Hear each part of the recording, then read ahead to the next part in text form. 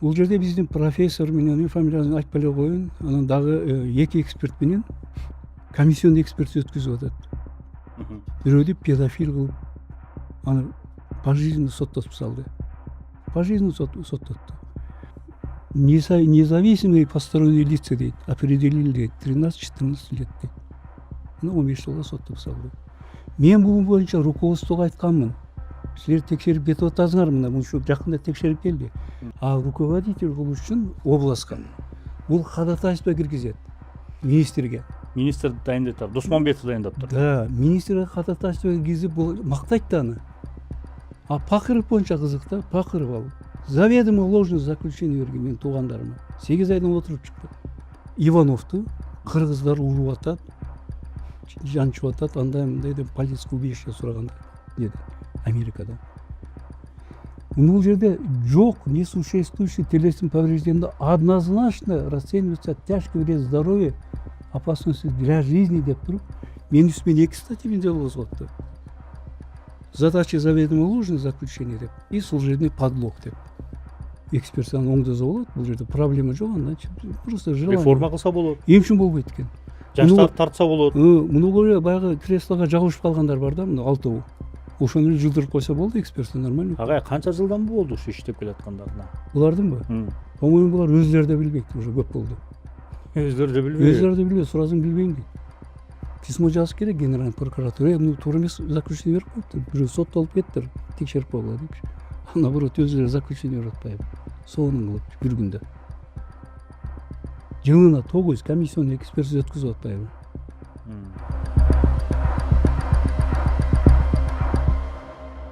Саламатсыздарбы, урматтуу достор, Беспредел медиа порталынын көрүүчүлөрү, кызматыңыздарга Кайрат Кенжебаев. Бүгүнкү биздин маекте биз соттук медициналык экспертиза тармагындагы беспредел дейбизби же кандай сөз менен айтса ыңгайлуу болор экен, ошол жактагы көйгөйлөрдү ачык талкуулаганга аракет кылабыз.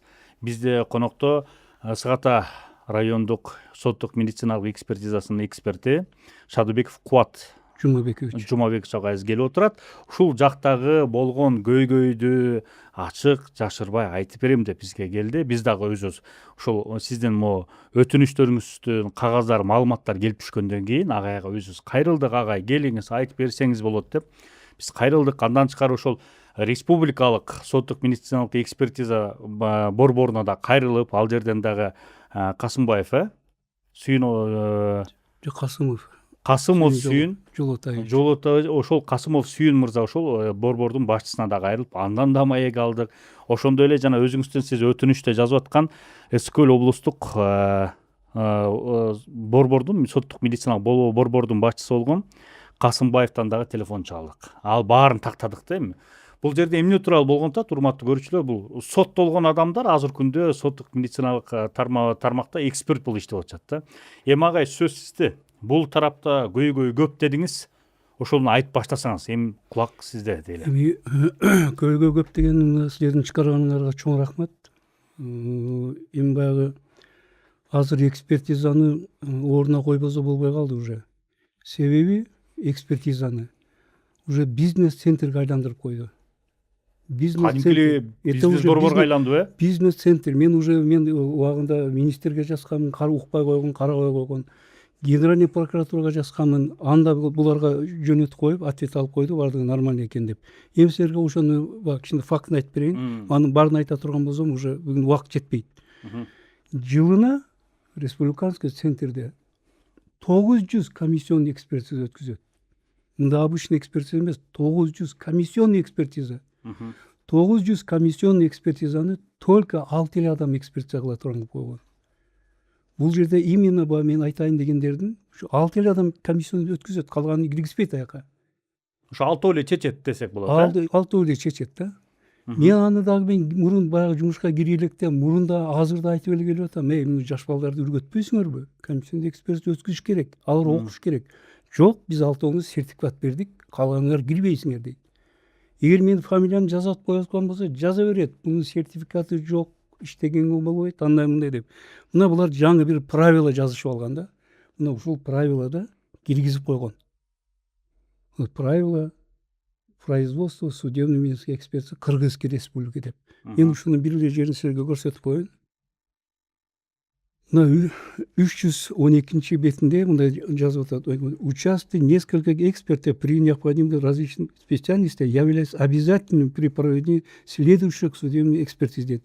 Экспертиза по делам о привлечении к уголовной ответственности медицинских работников за профессиональные правонарушения, экспертиза по материалам уголовных гражданских дел и экспертиза по определению стойкой утраты трудоспособности деп атат.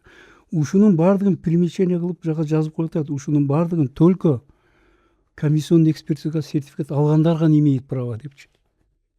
Ну, законго киргизип алат, эпсин правилага киргизип атат.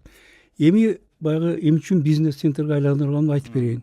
Мына бизде урматтуу көрчү айта кетишибиз, азыркы учурда Шадыбек Кубат агайыбыз иштеп аткан, иштеп эле жүрөт. иштеп келатат Ысык Ата райондук. Да.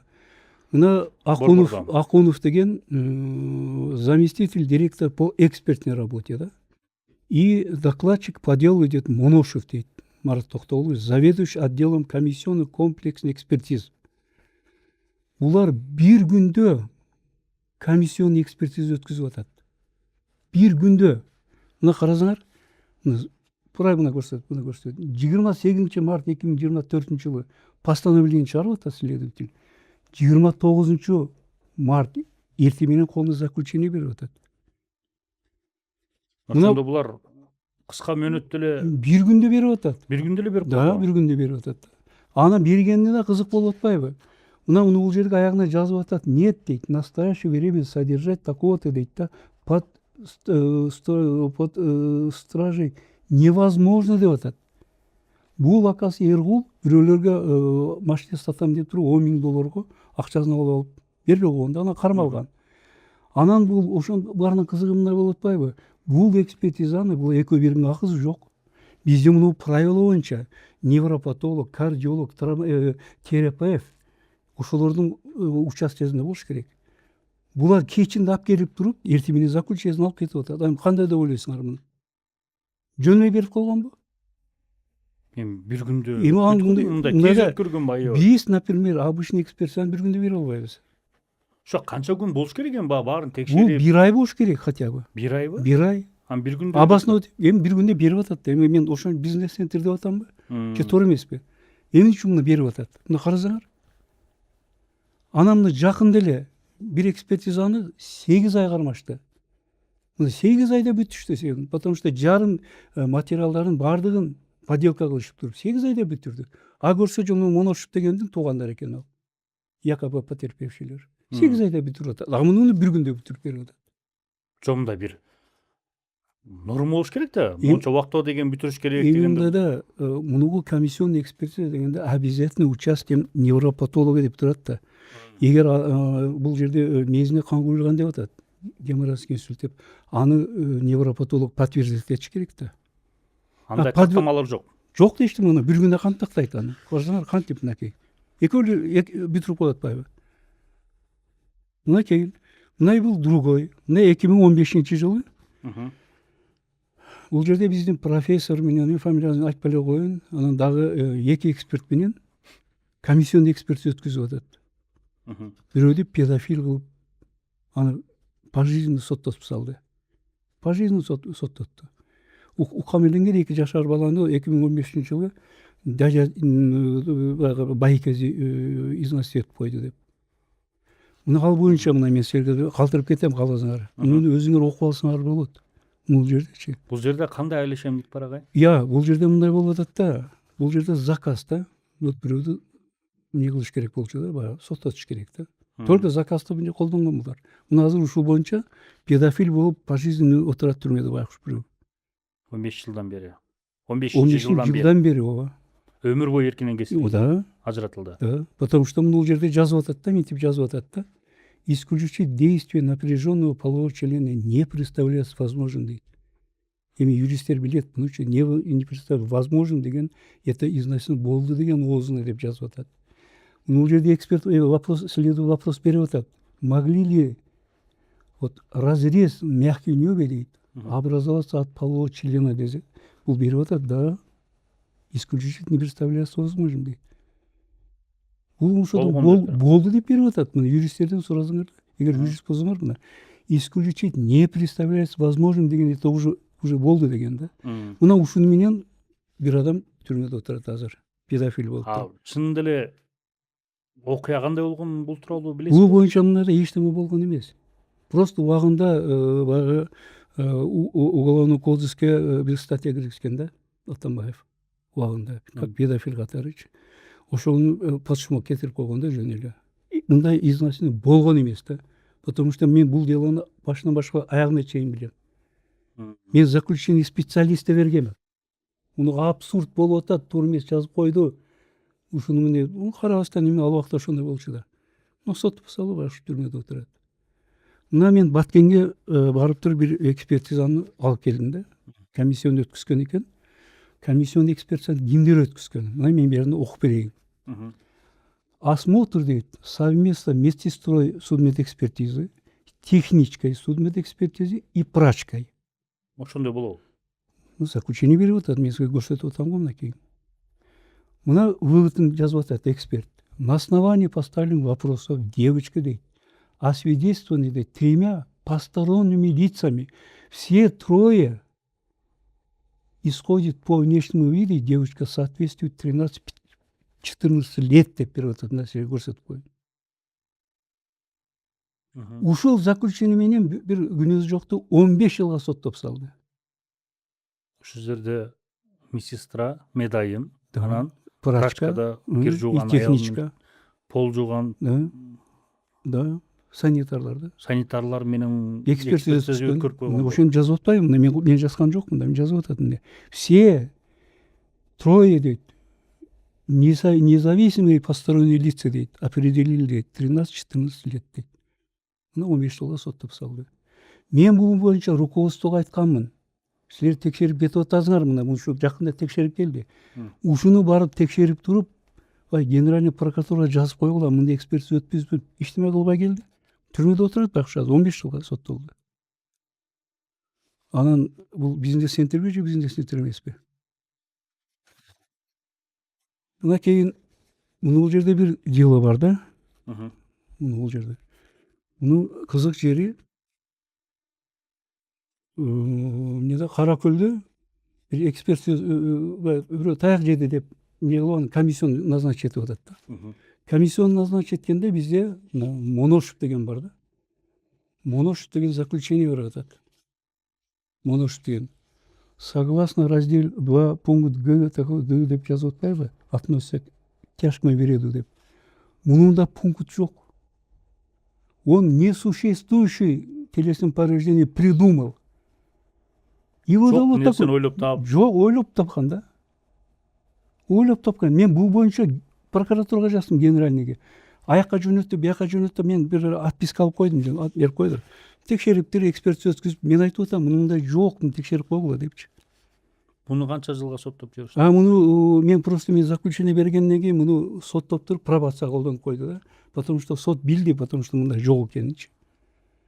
Ата уже 10 жылга жөнөй кетмек, тяжко берип атпайбы? Жок, несуществующий телесный повреждение тяжкий деп коюп атат. Бул бизнес центрби же бизнес центр эмеспи? Эми мен айтып атпаймынбы, жылына 900 комиссионный экспертиза өткүзүп атат. Аны 6 эле адам экспертиза өткүзүп атат. Кандай түшүнөсүңөр аны? Почему башкаларга бербейт? Ушул жакка тиешелүү болгону 6 эксперт эле өткөрүп. Только 6 эле эксперт. Булардын самый приближенные да. Ошолорго берип коет. Только ошолор өткүзөт комиссионный экспертизаны. Мына жана Пахыров боюнча соттолгон боюнча. Муну Пахыров боюнча айтып атпайбы, муну туугандарын камап коюп. Сиз маякта ушул жерге келерден мурда өтүнүчүңүздү агай жазган. Бул директору дейт жанакы сот медициналык экспертиза боюнча республикалык борборго жазып атасыз. Касымов Сүйүнгө директорун жазып атасыз.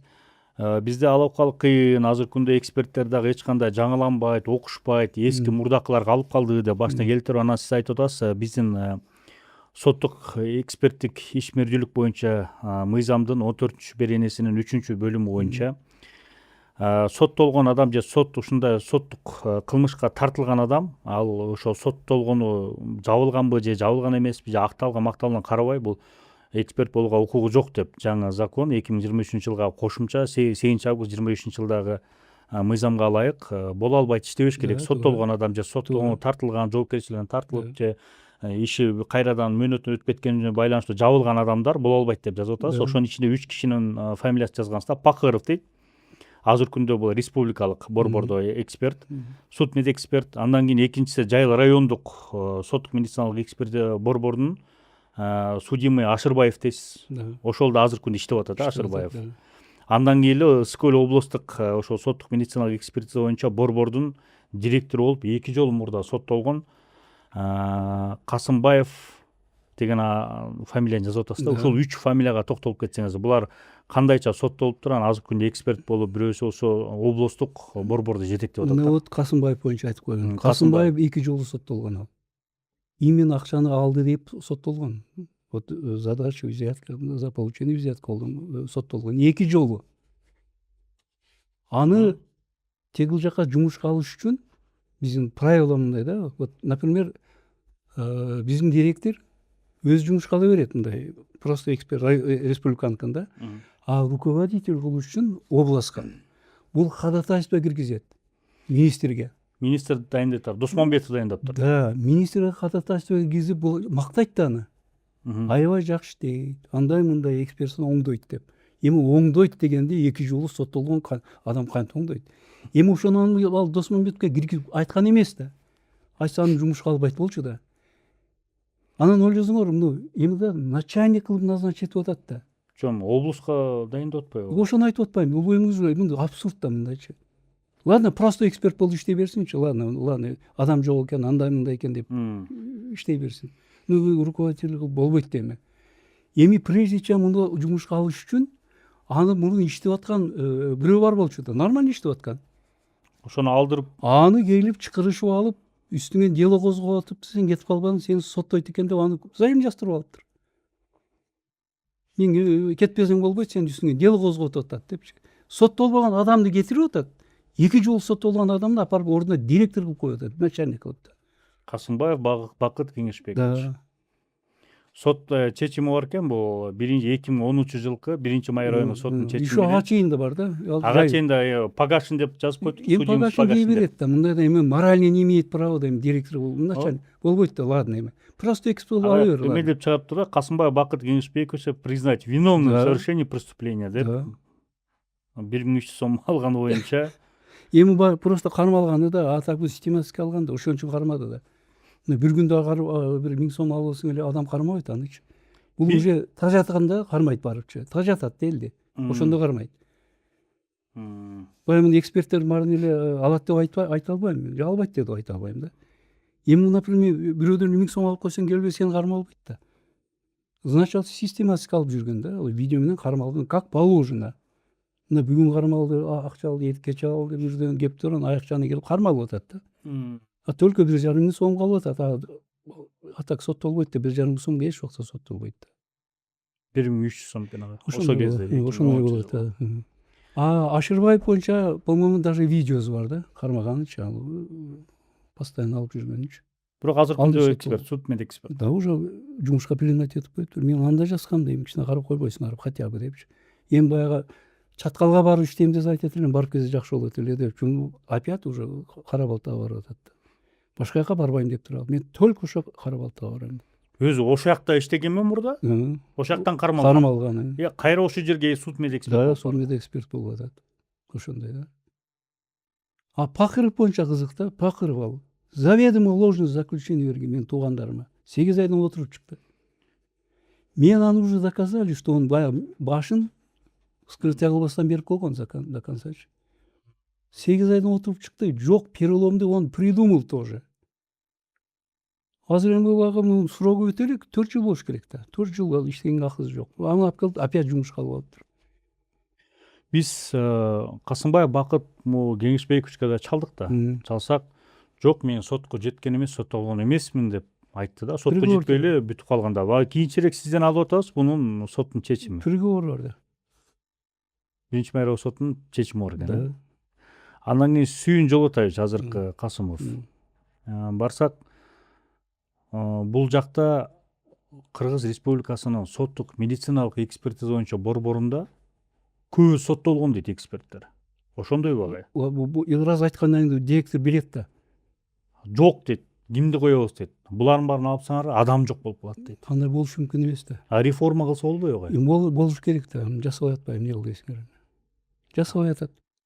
Реформа жасабайт. А буларды легчесине управлять да. Соттолгондон оңоюраак да. Каалаган күнү кетип берем дейт. Тынч иште деп да. Тынч дебейт да уже. Дагы кандай мыйзам бузуулар бар? Эми бул жерде мыйзам бузуулар деген Пакыров боюнча түшүндүрүп бердим. Мен почему айтып жүрүптүр го, ал аны таарынышы бар деп. Таанышым жок. О, сизде таарынча Касымов Сүйүн Жолотач айтып атат, сиздин ошо туугандарыңызга туура эмес чыгарып койгон экен, ошон үчүн асыл болот. Эми мындай да, мен беркилери менин туугандарыма чыгарган жок да, мен баарын ыраазы болуп атпаймынбы? Потому что кичине закон болуш керек да. Закон болбосо болбойт эми Кыргызстанда. Президентибиз айтып атпайбы, таза иштегиле. Зарплатаны көтөрдү. 2 жолу көтөрдү. 2 раза. Канча айлык азыр? Мына мен мурун 40 миң алчу элем, азыр 76 миң алам. А эмне бизге көтөрүлгөн жок, азыр эле көтөрүлдү Эми деп билбейм, ал может бул 76 миң. Видеосун деле сизге угузбадыкпы? Булар баягы 76 миң буларга акча эмес болуп калган да, получается. Эгер жылына 900 комиссионный экспертиза өткөзсөм, зачем зарплатаны кереги жок, по-моему. Башка жактан деле келет дейсизби? Я билбейм дейм. Эми 900 комиссионный экспертизанычы баягы 6 адам жасай албайт да. Мүмкүн эмес дагы. Эми жасаса дагы баягы түнүгүн уктабаш керек да, иштеш керек да. Ушундай биздин соттук медициналык экспертиза тармак ушуна сазга батып калганбы ушунчалык деңгээлде? Мына бул кече эле болгон жок. Бул уже бир 15 жыл мурун башталган, даже андан мурун башталган да. Мен 2005-жылы начальник болуп назначить эткенде, мен где-то 15 эксперт уволить эткем. 15 эксперт. Себеби американский посольстводон 136, по-моему, заключение келген да. Биздин печат. Family эксперт Иванов Сергей Петров и регистрация жок. Ал жерде смысловой мындай да. Ал заключениеде, вот, например, Ивановду кыргыздар уруп атат, жанчып атат, андай мындай деп политическое убежище сураганда неден, Америкадан. Ошондо 136 экспертиза келген да. Текшер деп берди да мага. Текшер берсем, бизде жок, регистрация жок, печат биздики. И өткүзгөн эксперттердин фамилиясы биздики эмес да. Печат өзүңөр. Биздики. Мен ошону печатты алып туруп, канцелярга отдельный киргизип койгондо менин үстүмөн жазышты ушулардын бардыгы. Печатты алып койду. Бизге бербей атат. Анда мен айтып атам, силерге печаттын эмне кереги бар? Жок, сен заключение чыгарып берип кой, канцелярга тапшырып кой, болду. Окатын кыла бер дальше деп. Ошо печать мөөр үчүн да асылышты анан. Потому что мөөр жок, ал тягы Америка албайт да баягы. Сурангандар суранат да. Муну тип заключение бер дейт. Аны бергенден ал Америкага барат, мени кыргыздар өлтүрүп атат дейт.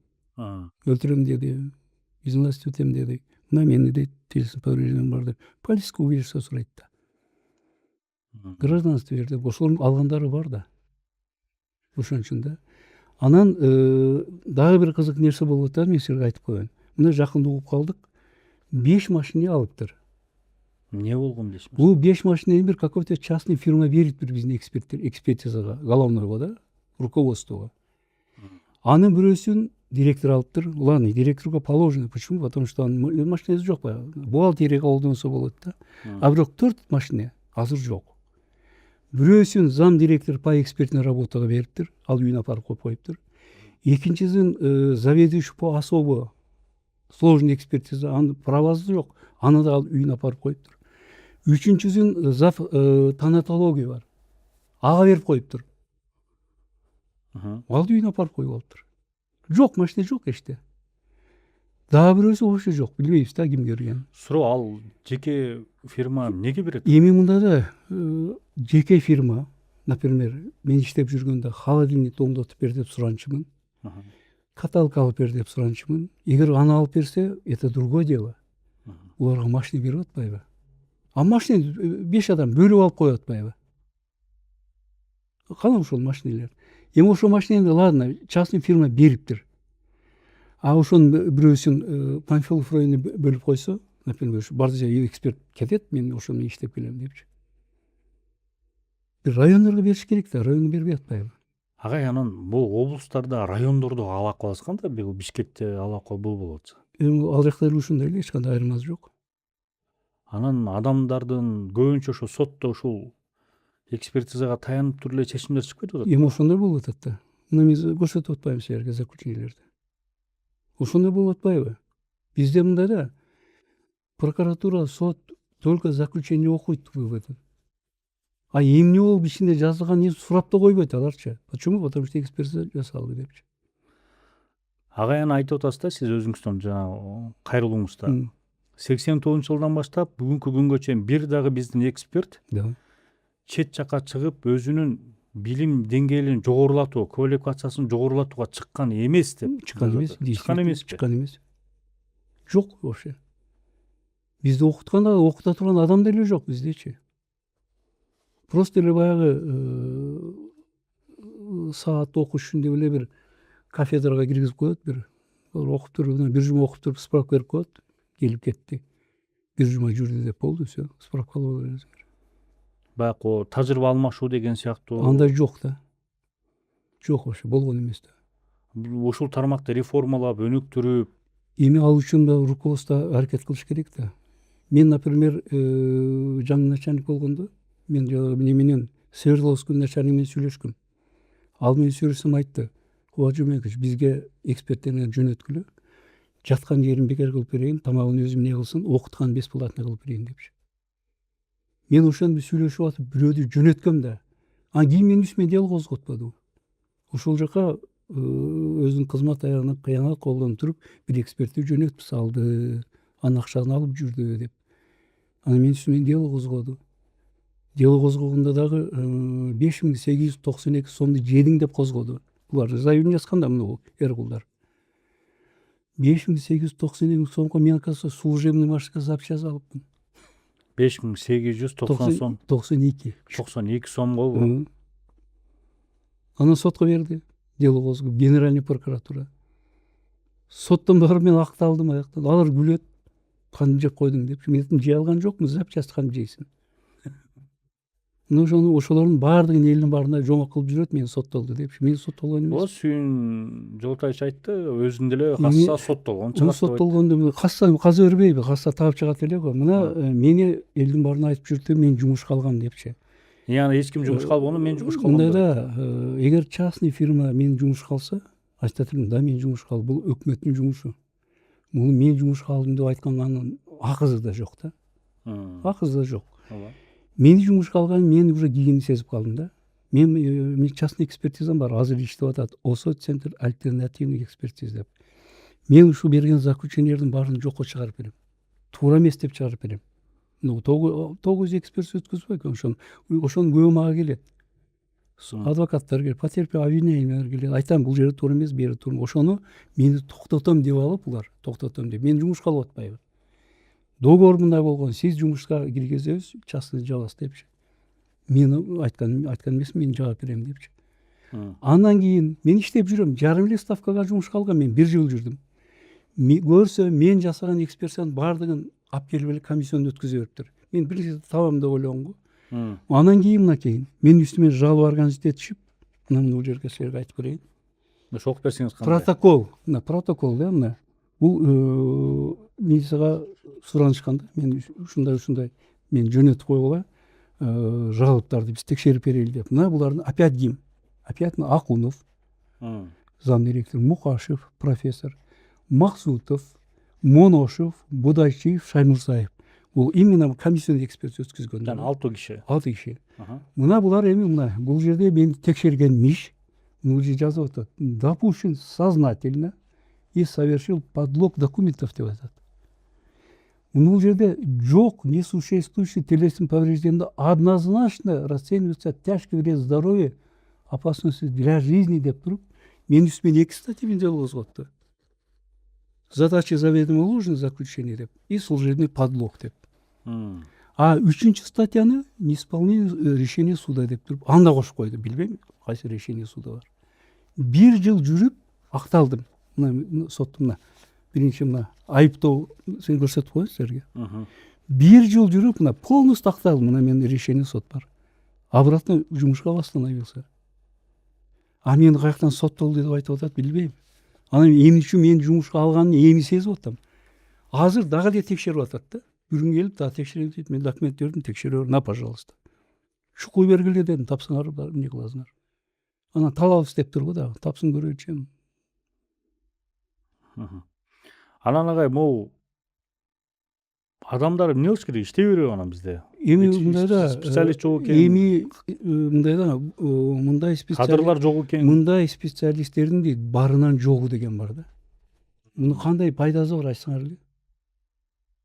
Я муну левый мына өзү мына биздин зам директор по экспертной работе, особо сложный заведующий бир күндө заключение берип атса, а булардан булар коркпойт да. Тиги жогору жактагылар билгенин жасап атат дейт, мына келип окуп бергиле.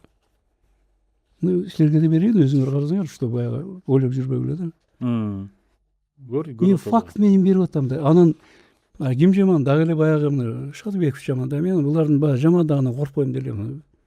Эми дагы үстү аракет жасап атыптырчы, дело козготобуз деп, козгото берсин, көрөбүз да. Аманчылык болсо анда. Анан бир эле суроого аябай ойлонуп атам да, эмнеге бияка жаш кадрлар келбейт? Эмнеге ошо талапты койбойт? Окуталы, айлыгын, айлык сонун кылып бериптир. А эмнеге айлыкты көтөргөн жок? Азыр урматтуу көрүүчүлөр, ошол Сүйүн Касымов Сүйүн ушул борбордук, республикалык борбордун башчысы менен кичине баарлашып болду эле, ошону угуп алсаңыздар, андайын улантсак.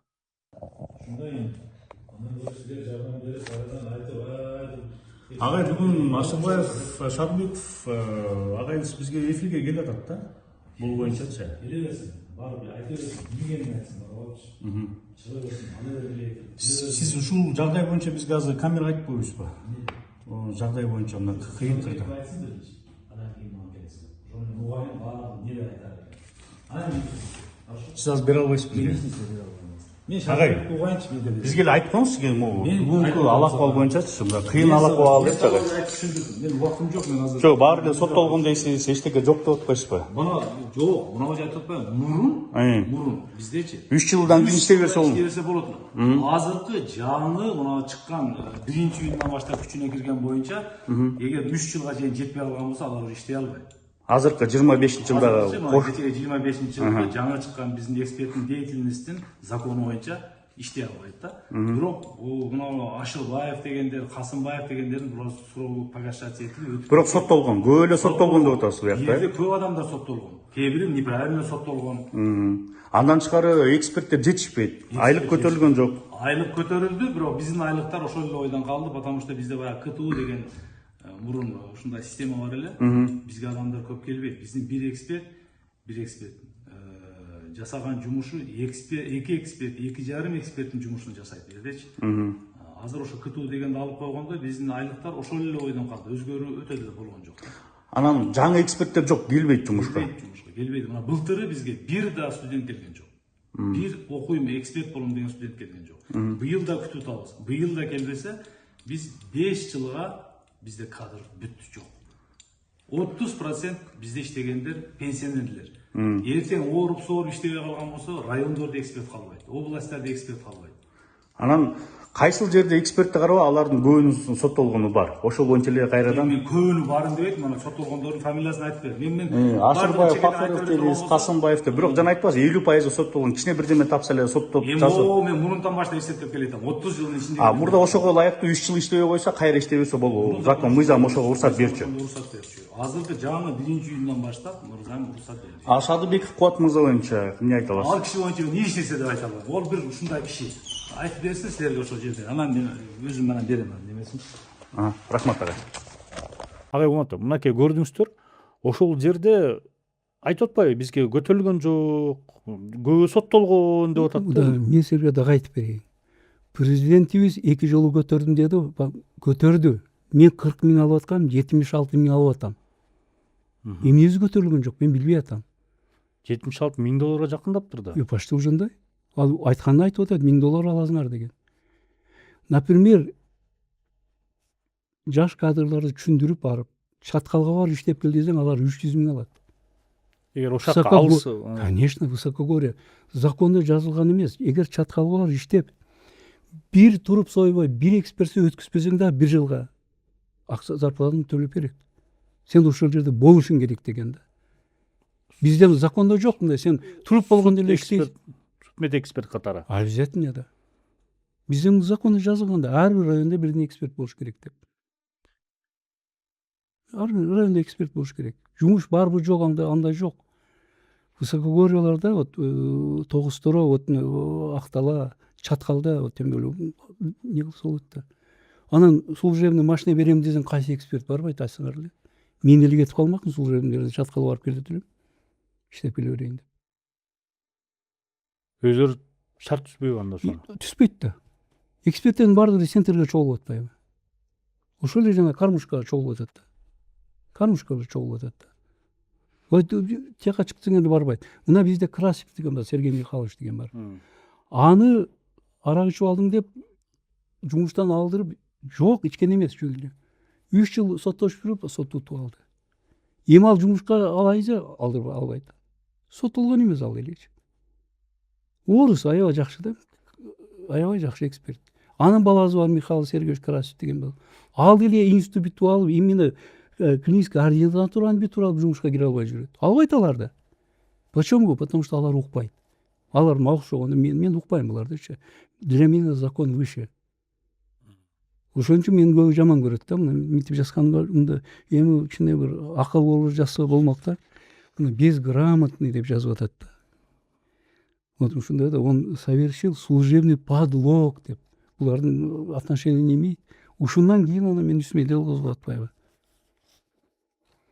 Вот мен просто баягы бизнес-центрге айландырып койдуң деген үчүн болгон ошол.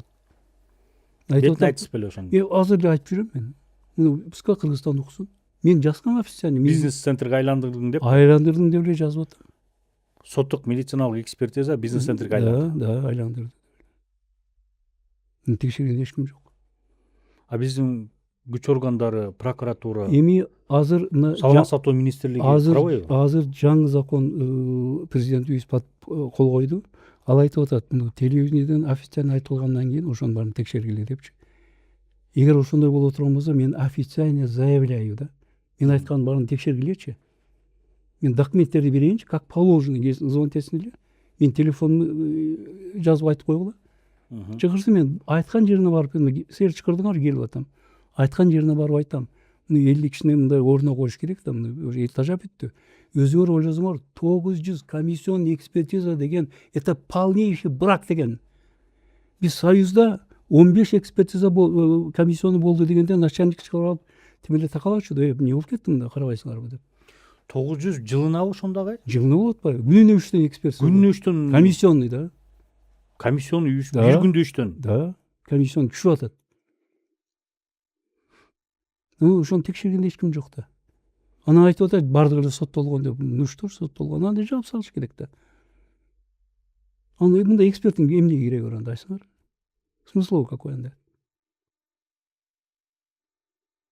Эгер, например, мен туура эмес заключение берсем, мени такалаш керек да. Сен туура эмес берип койгон турбайсың деп. Эмне үчүн 900 экспертиза өткүзүп атат. А почему 6 эле адам өткүзөт анычы? Өзүңөр ойлосоңор. Вопрос бар да. Мен, например, бул бекер жасабайт десем, я имею право. Почему, например, положено 100 экспертиза болсо, туурабы? 900 зачем мен иштеп жасашым керек да, бесплатно. Мандем бар деңиз агай. Мен ойлоп атам да. Мына азыр, например, президент көтөрдү экесе, ал айтып атат, көтөргөн жок деп атам. Көрбөдүздөр, көтөргөн жок. Мен таң калып атпаймын, как это так? Мен ачык айтып атпаймын, көтөрдүм. Мен 40 миң алчу мен, азыр мына 76 миң алып атам. Эмне үчүн көтөргөн жок? Көтөрдү как положено. Экспертизаны оңдосо болот, бул жерде проблема жок анда. Просто желание. Реформа кылса болот. Эмне үчүн болбойт экен? Жаштарды тартса болот. Муну көрө баягы креслого жабышып калгандар бар да, мына 6. Ошону эле жылдырып койсо болду, экспертиза нормально. Агай канча жылдан болду ушу иштеп келаткандарына? Булардынбы? По-моему, булар өзлөрү да билбейт, уже көп болду. Өздөрү да билбейт. Өзлөрү да билбейт, сурасаң билбейм дейт. Ошол жакта жүрүп пенсияга чыкмай калыштыбы? Жок, пенсияга да чыкпайт буларчы. Ошол жерден кетет го башка жака. Кетпейт аяктан булар. Жабышып калган ошо ал жерге креслого. Өзүңөр ойлосоңор, мындай да мен начальник болгондо бүт экспертизага бөлүп берчү, муну кошкула, жаш балдарды кошкула үйрөнгөнсүн депчи. Мен өзүм председатель болчумун эксперттик комиссияга. А бизде мен руководительдердин көрө элекмин, председатель болгондо замдары керек болгондо председатель болуп алат. Өзүнө керек болгондо. А калганын мынтип коет, жаш балдарга давай мындай өзүнүн кругу бар да. Чындыкты жакпайт ал сөзүңүз. Мен буга башымды ооруп айтпагачы. Потому что Кудай эми сүйлөтүп атат, эми кичине порядок кылыш керек да. Мен эртең жумуштан алып салса эле коркпойм буларданчы. Ала албайт да, почему? Потому что закон бар да. Муну айтып аткан Турбаев, мен айткан жокмун аны. Жарымынан көбү соттолгон. Ооба, көбү соттолгон деди. Биякта анда болсо ал баарын жумуштан ала берсек, анда иштей турган эч ким калбайт, жабыш керек дейт. Жок кылат эч ким дейт. Азыр кадр таңкыстыгы бар, демеде кадр жетишпейт дейт. Сиздики барбы деди. Бар болсо алып келиңизчи, мен жумушка алайын деди. Мен сага айтып атпаймынбы дагы, мына Красик менен баласы бар, аны албай атпайбы жумушка. Потому что алар укпайт да эчтемени. Алар болгонун айтат, болгонун жазат. Против айтат алар, ушундай да, мага окшогон. Иштенбеген дагы жумушка албайт, булар карайт, деги аякпаган. Бизге болобу болбойбу депчи. Анан баарынан кызыгы да, эки экспертти сложный экспертизадан күнөөбүз бар деп туруп башка отделге которуп туруп, анын ордуна эки эксперт алып келиптир. Алар мындай да, эми алар фамилияларын айтпай эле коеюн да. Жазып берип койсоң кол коюп коет, окуйдыр, колго берет, тегип коет. Болду все. Не каалагандай жазсаң элеби? Болду, жазып эле берсең болду, шеф сказал деп коет, болду, кол коюп кое берет.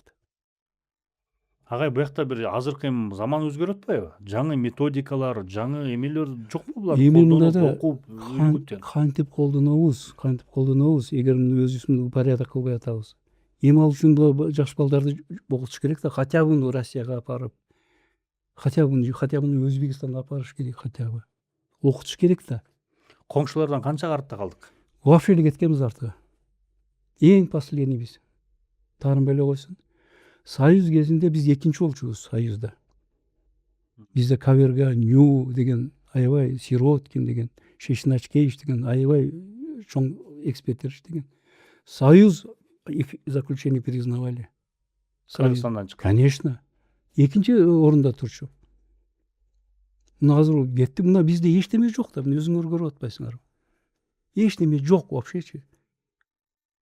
Эгерде бир керек болсо, например, мына бир экспертиза өткүзсө, мени опять үстүмө дело козгоп атам деп. 9 ай мурун өлүп калган чириген туруптан свежий кровозорье таап берип атат. Свежий кровозорье таап берип атат. Менде заключениеси бар. Ал барып айтты, дело козгогула, биз свежий тапты, тиги следователь айтыптыр да, эмне үстүнө козгойбуз? Давай сперва найдем виновного депчи. Мен заведомо ложный заключение берген эмесмин. Чирип кеткен туруптан свежий кровозорье таап атат. Ушундай боло береби? Буларда боло берет да. Заказ болсо болду буларга, только заказ, все. Өзүңөр ойлобойсуңарбы, нормально иштеп аткан адамды жумуштан алып, коркутуп. Ордуна дважды судьямды апарып коюп койду. Эмне үчүн коюп койду аны? Байсыңар. Касымбаевди. Почему? Ушул кызык болуп атпайбы? Мен мурунку начар деген билем, ал нормальный возможно, кээ бир укпайт, ушундай кичине баягы өзү мындай да, түз сүйлөп коет кээ бир жеринен. Аны мен таң калып, эмне десе мени коркутту дейт. Үстүңө дело козготуп атат. Анда кетип калсаң дело жабылат депчи. Оказывается, жок экен анда, дело жок экен. Жөн ордунан алыш үчүн ошондой да. Анан Касымбаев барып, Азыр ал 24 февралда быйыл реформа кылып атат дейт аябай. кандай реформа кылып? Барып эмне өзгөрттү ушу Касымбаев барганда? Жумушунда жок дейт да, биякта эле жүрөт, машинесин тегип дейт. Жумушта жок бекен? Аякта болбойт дейт вообще. Мен данныйым боюнча ошондой. Сиздин маалыматыңыз боюнча. Биякта эле жүрөт. Ошол жакта эле жүрөт. Ошо биз да чалдык, чалып сүйлөшкөнбүз да, сүйлөшсөк эме дейт. Ооруп аттым эле, башка күнү жооп берейинчи деп бир аз эле жооп берди бизге. Анда сизден орнотуп мына аз коюп беребиз. Уксаңыздар болот. Ооруп атам, бир аздан шашпай эметейин, бул иштерим жабылган мен деп койду да. Ооба бар деп муган калды. Жок, мындай да жабылган, мен айтпайм жабылган эмес деп. Морально он имеет право да. Ооба. Булар мен бул таң калдым да. Ооба деп эле иштеп атпайбы, бар деп эле мындай жөн эле айта берет турбайбы депчи. Азыр тиги Касымов сүйүн мырзага кирип чыккандан кийин биякта баары көп эле соттолгон туруп аласыз мындай жөнөкөй эле айтып берет экен. Баары Курсы мен да кошуп койгон турбайбы сизди соттолгон. дагы ошол соттолгон катса соттолгон чыгат деп атпайбы? Жок, каспайм анда. Алып келбейм анда кайра. Менин үстүмө 7 жолу дело козголгон. 7 жолу жабылган. Ушулар организация этишет да булар. 7 жолу козголуп, 7 жолу жабылган. Жабылган да. Соттом доказывать не может, да, потому что күнөөм жок да. Баары муну последний раз мен дело козгогондо задача 2 жашар кыздын оорусу бар. Сөөктөрү гипоплазия деп коет. Рентгенолог жазып берет. Аны мындай эле жакшы көрүп кучактап койсоң сынып калат да, эти оору. 11 кабыргасы бир күндө сынды деп туруп чашка берип атпайбы? Консолидированный перелом, старый переломду свежий кылып берип туруп, менин үстүмө дело козготуп атат да, заведомо ложный заключение берди деп. Ошол заключениеси үчүн азыр бир адам, 2 адам азыр 10 жылдан камауда отурат азыр. Мени каматам деп алып соттону, булар башка бирөө соттотуп койду. Мындай да раз зам директор по экспертной работе деген зам директор да, ал заключение текшерип туруп туура эмес болсо аны чыгарыш керек да. Сен бери туура эмес берип койсуң. Мнези бар да, булардын должностной мнези бар да. Письмо жазыш керек генеральный прокуратура. Туура эмес заключение берип коюптур. Бирөө соттолуп кеттир, текшерип койгула депчи. Наоборот, өзүлөрү заключение берип атпайбы? Сонун кылып бир күндө. Жылына 9 комиссионный экспертиза өткүзүп атпайбы? Ошондой. Анан мен бир эксперттерден кечирим сурап коеюн, баардыгы эле андай эмес. Андай эмес да, мен жамандап атат, мен аны баягы жаман деген жаман болуп койбойм да. Билгендери билет меничи, кандай экенимичи. Мен уже акты ак, караны кара эле деп коем, мен башканы башымды урбайт агачы. Анан мынтип 6 адам отуруп алып эле эксперттерин чайкап атса, 5 машина алып 4-өө жок. Мен айтып атам, Королорунда токтоп турса деңиз. райондорго берип койсо айтам го, молодец. Бир жактан таап келиптир. Атабыз, апабыз булар. Бизди кормить этип атат. Биз жүрөбүзбү как прокаженные да. Ошондой. Агай анан жагы мен интернеттен видео көрүп калдык. Ал жерде сиздин катышууңуз интервью берген экенсиз. Жанакы жоголгон маркум деп. Ошо боюнча айтып кетсеңиз бул. Ал боюнча мындай болуп атат да. Бул Моргтон жоголгон маркум деп да кая? Мен 2 турупту экспертиза өткүзгөм да. Вот, например, бүгүн скрывать этсем, эртең менен туруп жок болуп атпайбы? Жок, эртең менен барсак туруп жок.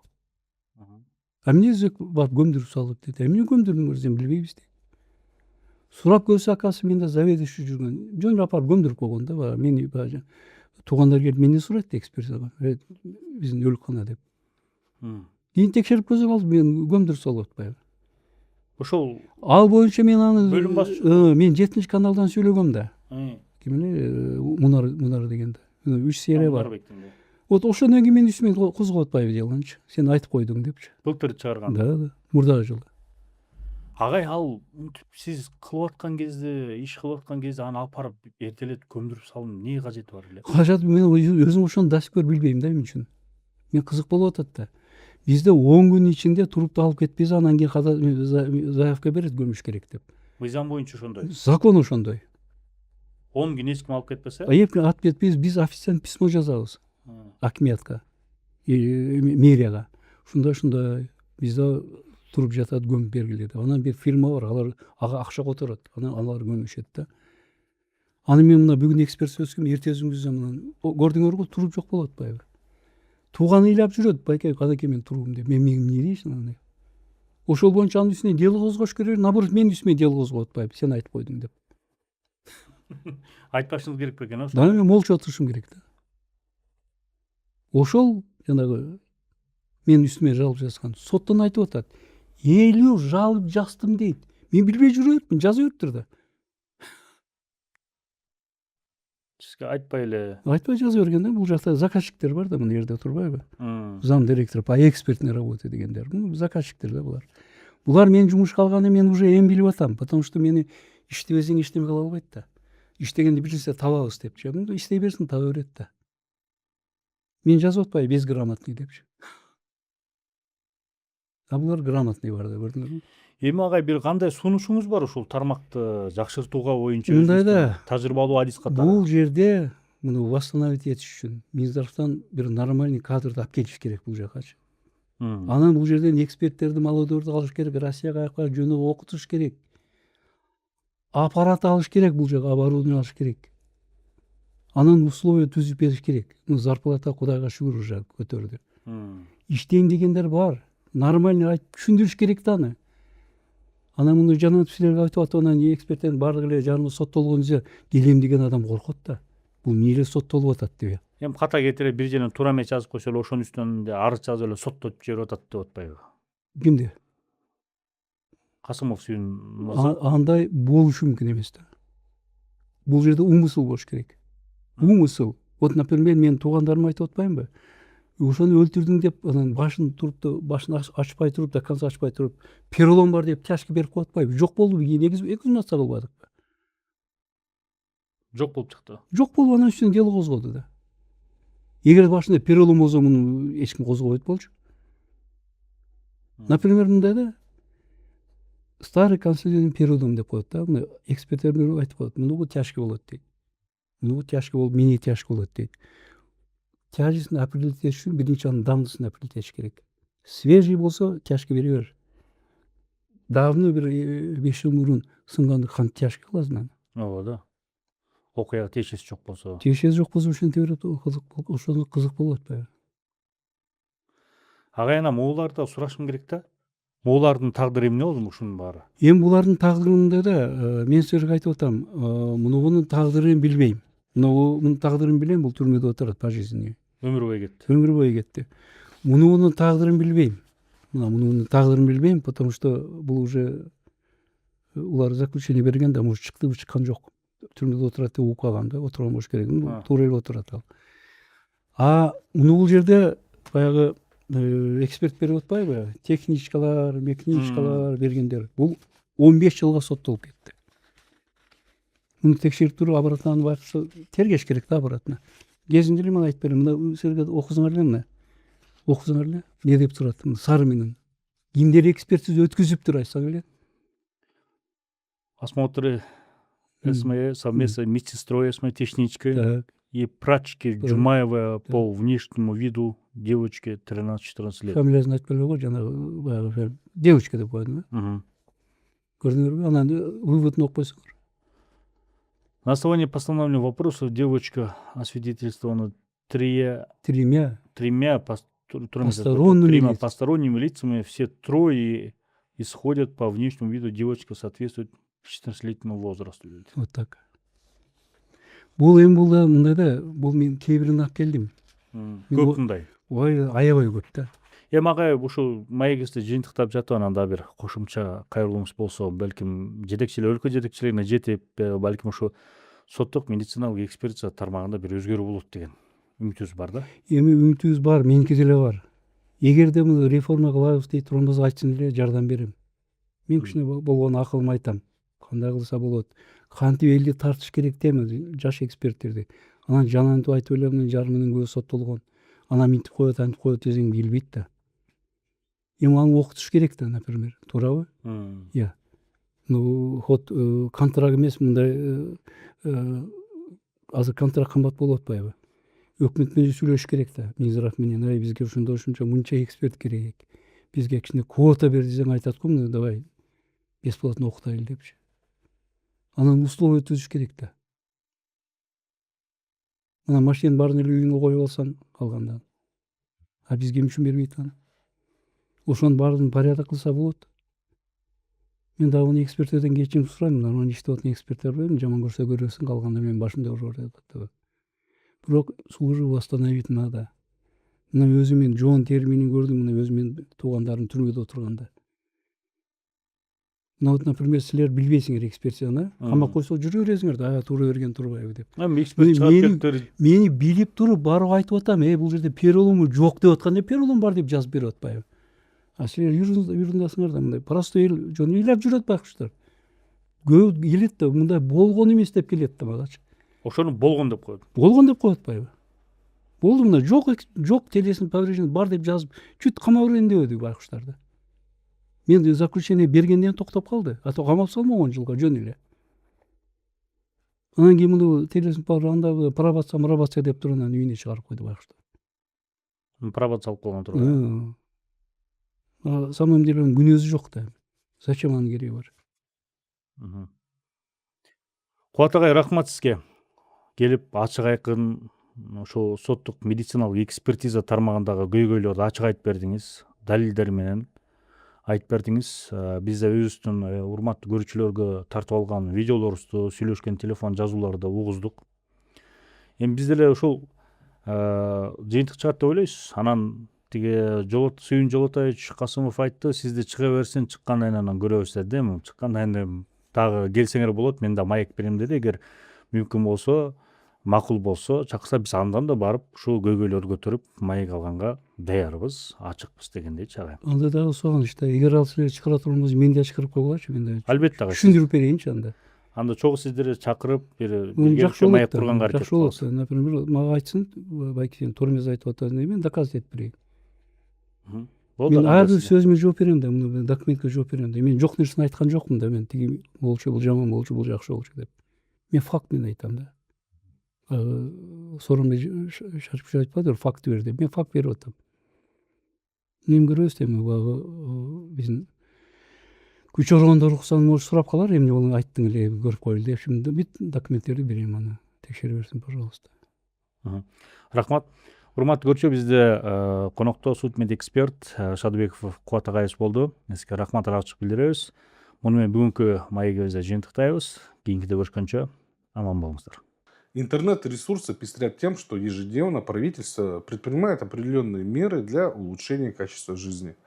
Для того, чтобы все было в рамках законодательства, по закону. Но у нас имеется такой парадокс, где имеется сам закон, но при этом он почему-то не исполняется.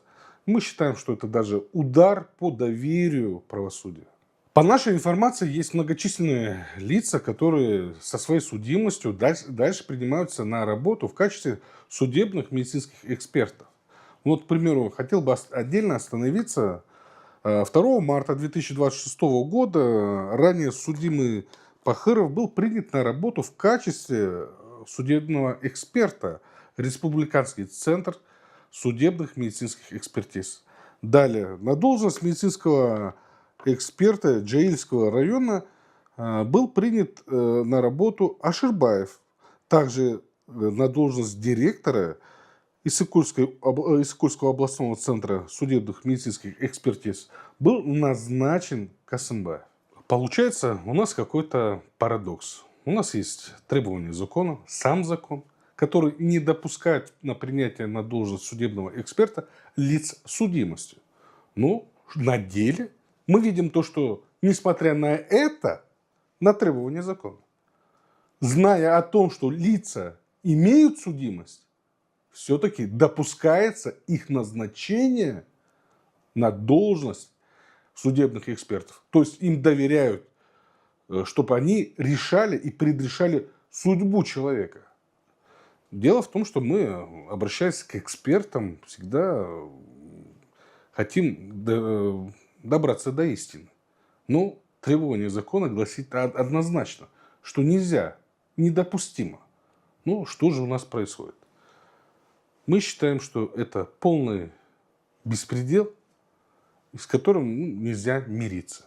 Мы должны немедленно на это отреагировать, создать определенную комиссию, и внести какие-то изменения в это.